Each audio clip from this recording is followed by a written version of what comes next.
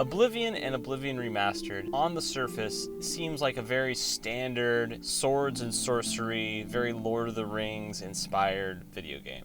But once you kind of get below the surface, and I mean that figuratively and literally, things in Oblivion start to get very strange and very disturbing and very weird. And a perfect example of this is the quest A Shadow over Hackdirt, a dark and interesting discovery that the player character makes in the town of Hackdirt, with not only deep lore implications to the Elder Scrolls universe, but also deep connections with eldritch horrors and the author H.P. Lovecraft. But before we go on this lore deep dive, it would mean a lot if you would like the video and subscribe to the channel. It really helps make more of this content.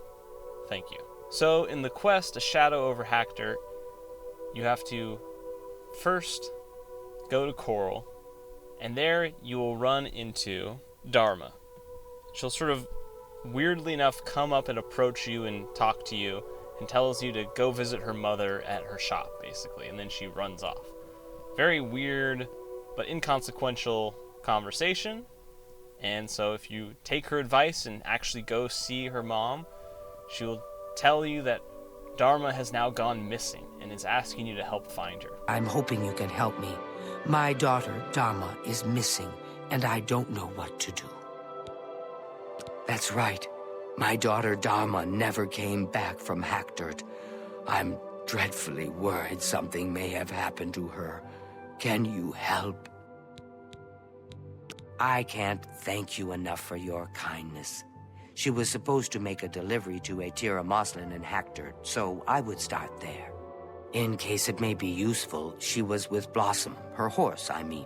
Dar-Ma loves that animal and would never willingly abandon her.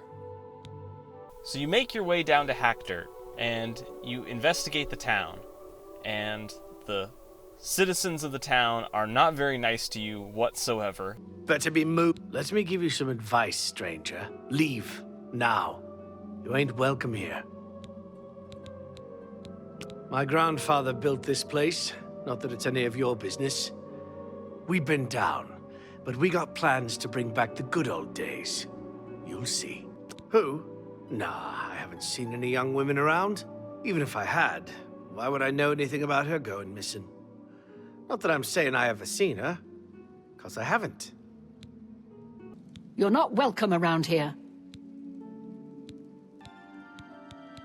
We scrape by. Not that we've ever had naught but trouble from outsiders like you. You'd best be moving on if you know what's good for you. I don't know any Dar-Ma. If you're talking about that cursed Argonian swindler from Coral, I'd like to know where she is too. She never showed up. How am I supposed to run a shop without any merchandise? You tell her I want half off on my next delivery. And so the quest sort of becomes a little bit of a detective quest, where you have to investigate the town further, and you eventually find Dar-Ma's horse, Blossom. And even when you bring up this to other villagers, they still will deny and tell you that that's not her horse, it's somebody else's horse. And if you run into Jiv Hireli, he will tell you the truth, that Dar-Ma is in danger, and to meet him in his house after dark. You have to believe me. I didn't know what they were planning. They want to bring back the Deep Ones. I thought I did too, but she's so innocent. They've got her down in the caverns. They're going to sacrifice her, you understand? You've got to save her. Here, take this key. It'll open any of the trapdoors down to the caves. Every house in town has one. The one in Moslin's Inn is your best bet, nearest where she's being held. The middle of the night, when everyone's at the gathering. Good luck. You will save her, won't you? I gotta go now. I don't know much. Never seen them myself. Our grandfathers first found them, I think, digging in the mines.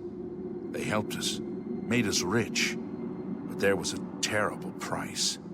Blood. And worse. Those of us who've changed the most, we call the Brethren. Live down in the caves, to be nearer the Deep Ones. They don't like the sunlight much. Dangerous, too. You'll want to avoid them if you can help it. And I will say this is somewhat of a fault of Oblivion Remastered, but the Brethren do not look as scary as they did in the original Oblivion. In the original Oblivion, the Brethren with their large bug eyes and pointed noses look far stranger than they do in the Oblivion Remastered. They look a little weird, but for the most part, just kind of just normal, honestly. And apparently there is a cult around the Brethren, the Deep Ones in the town.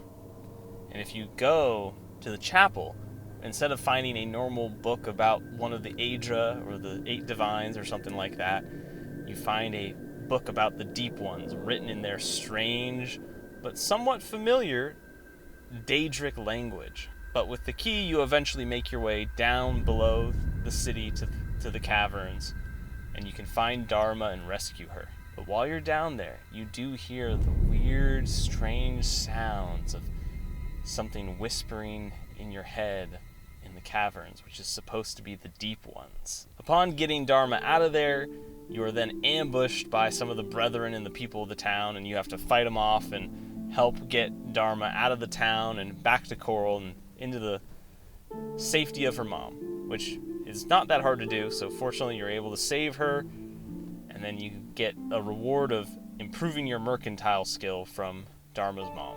All in all, it's one of the funner quests in Oblivion, in my opinion, just because it doesn't directly tell you what to do. There is a fighting component, but it's honestly not that important. The Brethren are relatively easy to deal with, but the fun part of not knowing exactly how to handle the quest, but it's a mystery that requires you to unravel, is really interesting to me. And anyone who has read a lot of H.P. Lovecraft will see that this quest is modeled after the H.P. Lovecraft novella, A Shadow over Innsmouth, which is an H.P. Lovecraft horror novella which involves the narrator and protagonist of the book going to a town in Massachusetts where the town is, all the members of the town are members of a pagan cult called the Esoteric Order of Dagon, which maybe rings a bell or two with this game, why the name Dagon comes up. And they're worshipping of the sort of deep in the ocean fish people called the Deep Ones. And the Deep Ones interbreeding with the people of the town to create their own Brethren.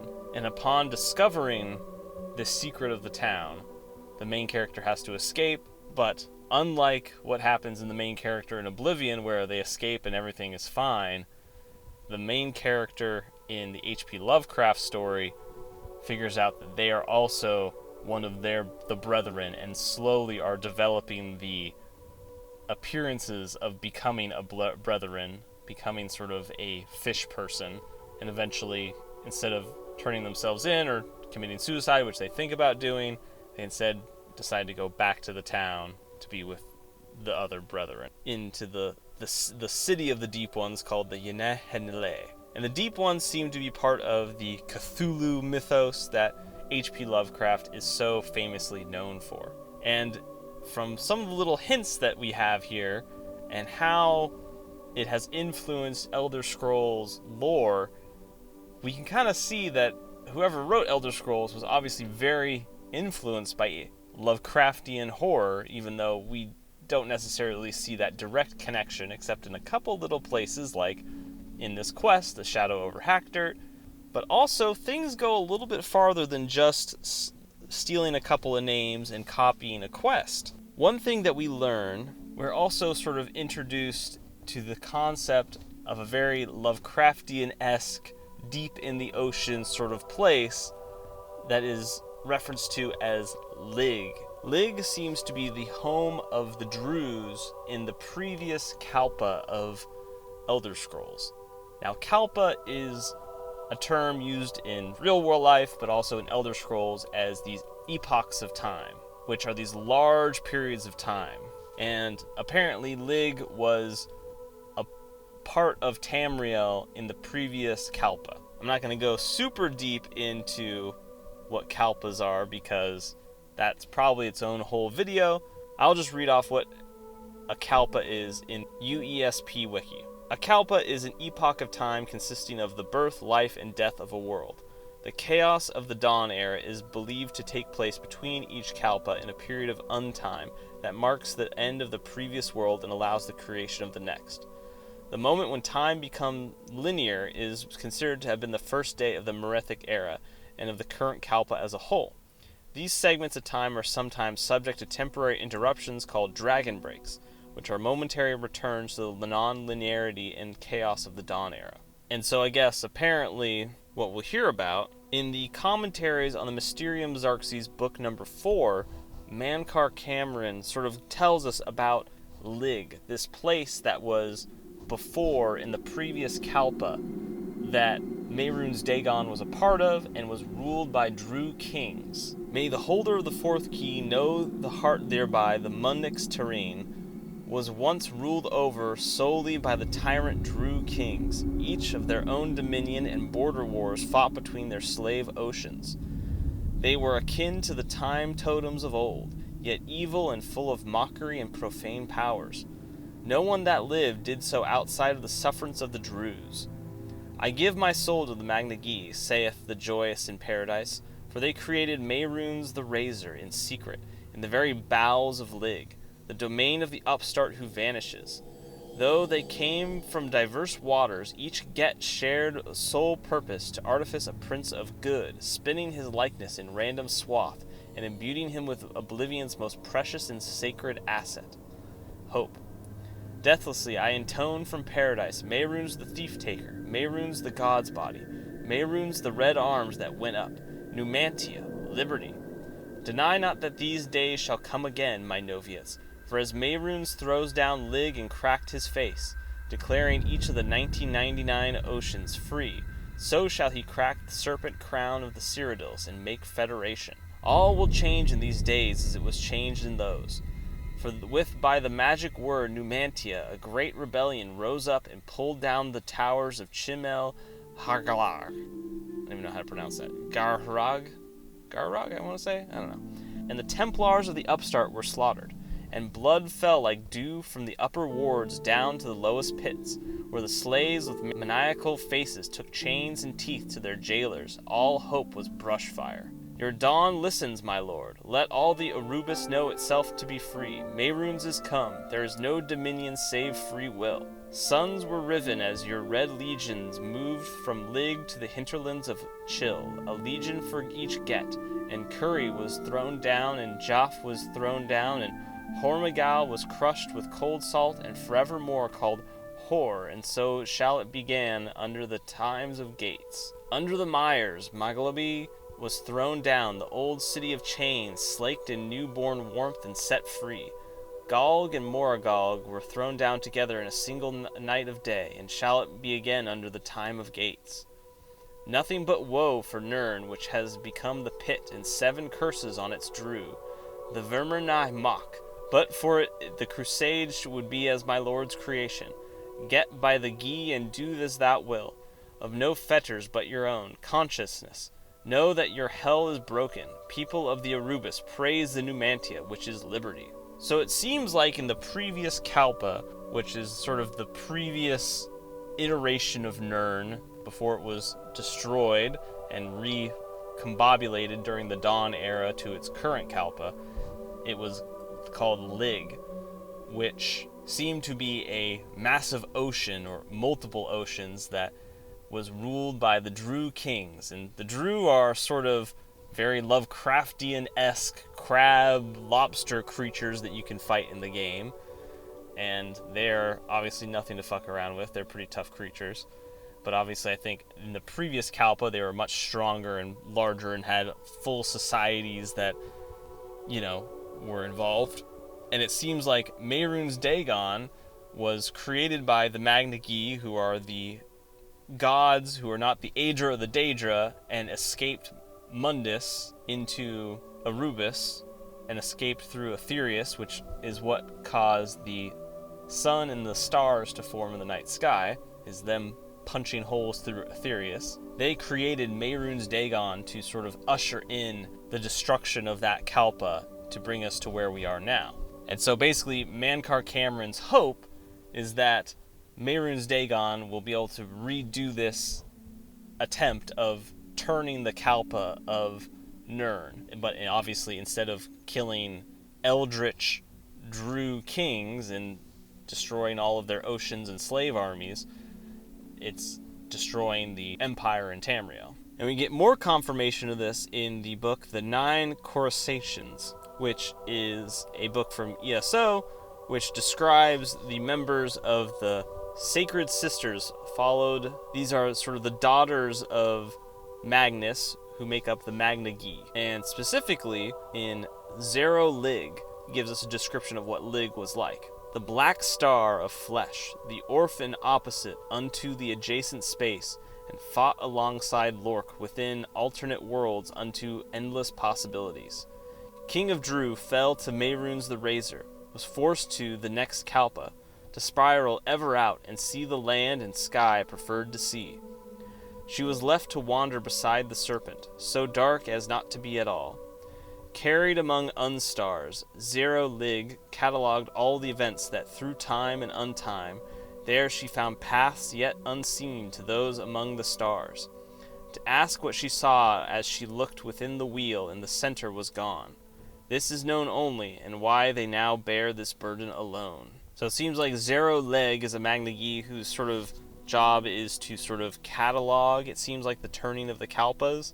And I guess obviously they were there for the events of the previous Kalpa of Lig and Mehrunes Dagon from destroying all the Drew kings and causing the turning of the Kalpa to this newest one. And it's really interesting to see the Lovecraftian influence on Elder Scrolls here.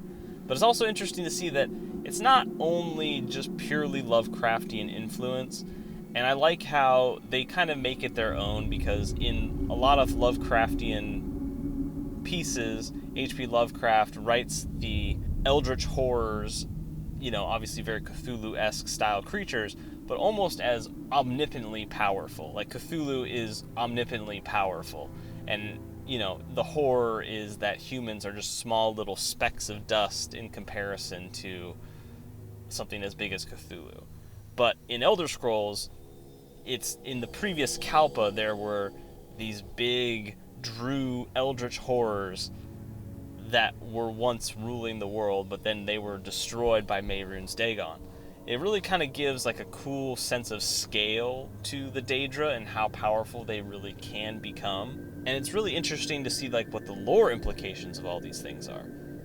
Because you could say that, oh, is this sort of predestined that Mehrunes Dagon is supposed to turn the Kalpa of Nirn every so often? And if so, why does he fail in Oblivion?